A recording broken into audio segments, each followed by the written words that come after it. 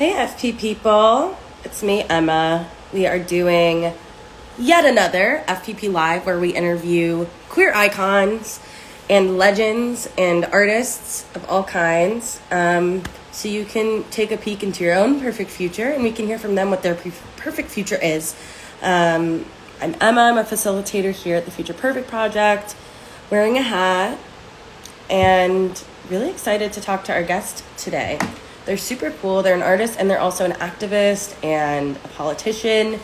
And I just love seeing queer representation in politics, y'all. I don't think there's anything better because we're the ones that care most about our legislation most of the time. I see Dylan's here. Thanks for coming. Hey, Meg Herb. Hi, Yelisa. Hi, Caitlin. Thanks for stopping by. I'm so excited, y'all. Hope everyone's excited too. If you have any questions about us, we are the Future Perfect Project and we provide free arts workshops for queer youth. And we have a lot of, projects we're producing, whether it's a music video, animation, how-to, all sorts of stuff. Queer Youth Guide to Life. We animate, we amplify, we create albums written entirely by queer youth. We're working on a book right now. I mean, seriously. So that's super exciting. Oh my gosh, Dylan, don't worry. New York is a busy place. That's where I'm based. I'm in Brooklyn right now. I'm really excited to connect with our guest tonight, Marti Gould Allen-Cummings. OMG author vibes. Hi there. Welcome to our live. We are just waiting on... Hey! Okay. Let's do this. Marty's here.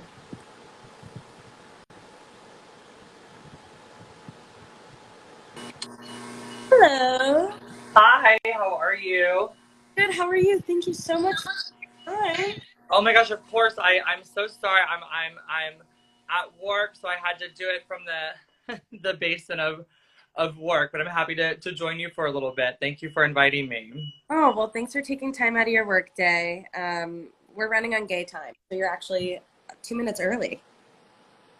I can come back. What? Oh no, it was just because we're at gay time. People are always, I don't know. That's how I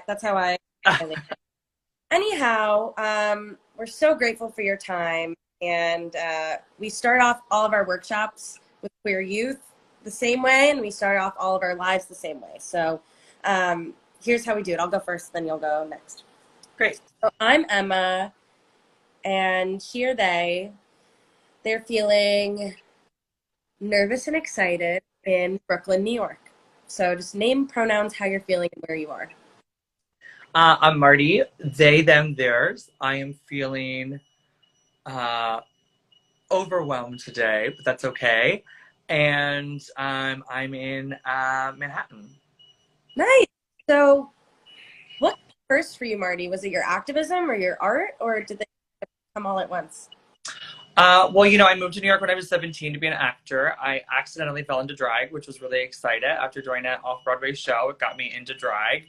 Probably 13 or 14 years ago, I've been a drag artist full-time for 11 years, and activism naturally flowed from drag because drag is political. And so it just kind of, the trajectory just flowed naturally. Nice. So the art, the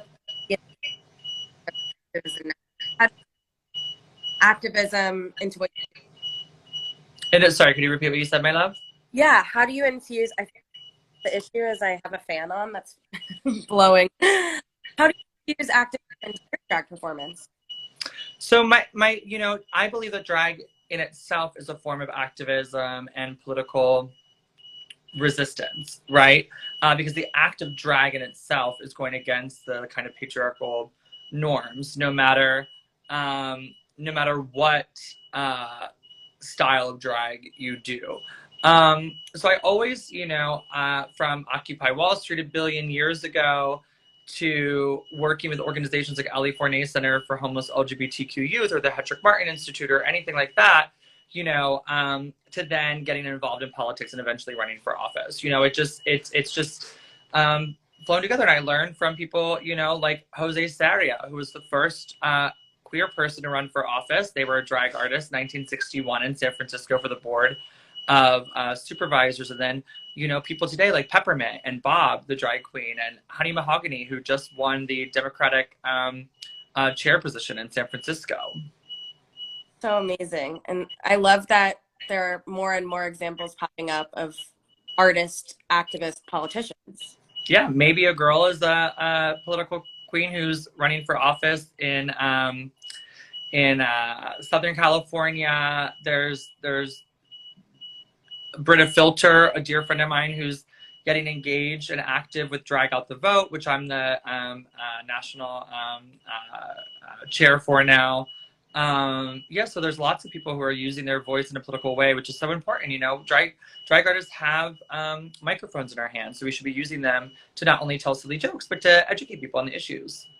I love that, using the microphone for both. Well, the first one's important too. Yes. Question, is there a beep on your end? Or there is. It's like a thing. I don't know what it is, but... Okay, just acknowledging it to anyone that's watching, and thank you for being patient with us. So you kind of fell into drag, you said. Is that something that little you ever thought you would do? When did you really embrace yourself as a drag artist and celebrate your queerness out loud like that? Like I said, I did this show off Broadway, and the character was drag-esque, and it really excited me to learn about the art form. And so I started to go see queens like Sherry Vine and Shaquita and Peppermint, you know, many years ago, and befriended them, and just started doing it. Yeah, it was as simple as that. Yeah. Yeah. So do you have any words of wisdom, I guess, to, you know, we serve queer youth. We've had drag workshops with our youth, and a lot of them are super interested in drag as activism, like you're saying, but also as a form of gender euphoria. So for someone who's scared to get started, do you have anything to say? It's always scary trying something new, right? It's always a scary thing. But do it, try it, you know, fail big and learn from it and grow from it and use it to strengthen you. And drag also is what led me to connect that missing puzzle piece of who I was to eventually in my 30s come out as non-binary. And I don't know if I would have ever connected those pieces if it wasn't for drag. But yeah, just go for it. Right. I love that. And there is, you know, potential for finding a missing puzzle piece when you push yourself. You discover new things about yourself. I mean, that's what art is for, right? Like when you're doing art in any way, it's supposed to, you know, not only help your audience, but hopefully help you on the way as well. Absolutely. That's such a beautiful thing that both sides can be helped. Yeah. Do you recall like your first drag performance where you really felt like in your power and your element? I think when I finally got booked for my first out of town gig, and I was like, oh, work. Yeah. You know, that was really exciting. And where was it? Was it a place where drag is popular? My first out of town gig was in Atlantic City with Peppermint. So not too far from New York. But it was nice to have somebody who I look up to so much with me on that gig to kind of guide me through it. But it was really just such a great experience to be like, oh, okay, I'm getting on the bus and I'm going to another town and I'm going to do this in another town. And now I just performed in Iceland like a week ago, you know? So it's like grown from there, which is super exciting and just like something I never imagined that this art form could take me around the world. Oh, absolutely. And I love how often you've brought up other people because, you know, I really think community over everything, and we are the people. We are a community, and we have to uplift one another and work with one another and support one another, you know? So it's a community effort. Everything that I have or have done is because other people have guided me and helped me along the way. And I love that You're totally that for so many young people watching now or watching in the future, and it's just a really beautiful thing. Oh, hold on. I'm gonna be right back. 1 second. Do it. 1 second. Okay, you'll have to deal with me. Anyone have any questions for me? I know Iceland's so amazing. And so grateful for Marty for making time because they're in the middle of work. So feeling very grateful. If you're watching, stay with us. Marty's going to be right back. We have some amazing offerings. Oh, you're back. I was about to riff. Not the singing kind.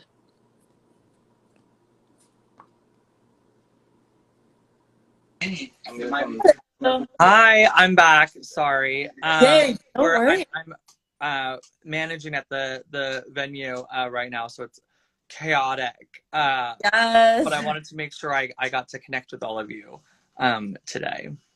Oh, well, we appreciate you taking the time. I was just saying when you're gone, I was like, wow, Marty's working and they're doing a live at the same time. And we're lucky to be able to have. Hustling.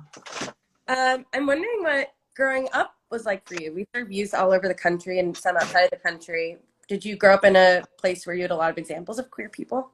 No, I grew up on a farm in the middle of nowhere and went to Catholic school. But I was really proud to be able to host the first Pride event ever in my hometown 3 years ago. That's beautiful. Okay, so this was almost like an inner child moment. Like you got to go back and revisit. It was really special. It was really beautiful. And to bring a lot of my drag friends and musicians along the way for it. Oh, that's so great. And where did you grow up, if you're comfortable sharing? Chestertown, Maryland, on the eastern shore of Maryland. Very small little farm town. Okay, gotcha. Yeah, someone else just commented, where? We all love you and want to know everything. Someone said, I didn't have any LGBT idols growing up either. Do you remember, Marty, your first example of queerness? And it could be someone who was queer or someone who was like... I mean, I loved watching Freddie Mercury videos, as a kid, and Tim Curry, and, but there wasn't a lot. There wasn't a lot to look up to. But now that's why it's so great. There's so much media around queer people in music and theater and film, but we can always do better. Mm-hmm. Always, always, always. I found out one of the young people I work with told me that the new season of Sex Education's a lot of great representation, and like I have to watch it. It's on my list. I love the first 2 seasons. It's on my list too. And now I really want to watch it because they show someone in a binder and just living their best non-binary life, and it's not even like, oh, and poor them and they're struggling. It's like they're just living, which is so great. They're just living. It's so important, but we can always, always, always do better. Yes. I want to talk about the politics piece. I know you said dragtivism, I'll call it. Drag and activism kind of go hand in hand. How did you decide to sort of level up and make even more change? Well, we'll have to wrap on this topic because I'm, like I said, I'm managing this place. So we scheduled this and then I got called in to come and like fix a show thing here. So thank you for bearing with my schedule. First of all, I'm very grateful to join you and have been invited. But I want to encourage everybody who's watching this to know that your voice in politics matters and it makes a difference and it is valued and it is important. So no matter what industry or background or economic, religious, racial, sexual, gender, whatever your background is, your voice in politics is so important because the laws that are being written impact your housing, your healthcare, your quality of life. And as we're seeing, laws are being rolled back and back and back and back in state legislative bodies, and we have a Supreme Court that's not going to uphold those, as we're seeing. So we really need to get involved in local politics, which is why I work with organizations like Drag Out the Vote. And one of the reasons I decided to run for office, because LGBTQ issues are intersectional with all of these other issues. So drag is political. Being trans, non-binary, gender non-conforming, two-spirit, whatever you are, whoever you are, your voice is valued and a part of the political dialogue. And everything, whether you believe it or not, is political. The air we breathe is political, because if we are not combating climate change, that air is harmful to our bodies and our earth. That is political. The water we drink is political. Look at what's been happening in Flint for however long, you know? So everything is political. Right. Well, thank you so much for your time. I know you have to run. Yeah, we can do one more quick question if you have One more. one. Since we are the Future Perfect Project, what is your vision of a perfect future for yourself and for the world? That we come together to legislate in a way that is actually beneficial to everyone and not just the rich cis white folks at the top. Yes. I love that. And what's in your near future, perfect future? A day off. I love it. Well, Yes. Well, thank you so much. I'm sorry to have to cut short, but part of the working girl. But I'm so grateful. I'd love to do this again with you whenever you want. And anybody who's watching, please get involved wherever you are. Join a political club. Sign up to volunteer on a campaign. Run for office yourself. Go to city council meetings or town council meetings. Call your legislators. Go to protest. Make sure that you're staying engaged and active, but also while doing that, make sure that you're taking care of your mind, your body, and your spirit, and practicing self-care, because it is a marathon, not a sprint. And burnout is very real. So take care of your mental and spiritual health and well-being. That is the most important thing you can do. Thank you so much. Beautiful words. Have a beautiful rest of your evening. I can't thank you enough. Thank you. Take care. Well, that was just Marti Gould Allen-Cummings, and I hope everybody really enjoyed hearing from them. Amazing drag artist, activist, politician, you name it, and took some time out of their workday to come spend some time with us. If you're watching, we offer free arts work week. Whether it is freestyle, which is our once a week kind of GSA style hangout space, and we have some really exciting workshops coming up in October, some writing, some songwriting. We're always making beautiful art projects of all media here at the Future Perfect Project. Please join us. We're so grateful for your time, and this will be the last live we do for a while, but we definitely want to keep talking to queer icons just like Marti. So keep an eye out for the next iteration of that. All right. Have a great night, everybody. Bye.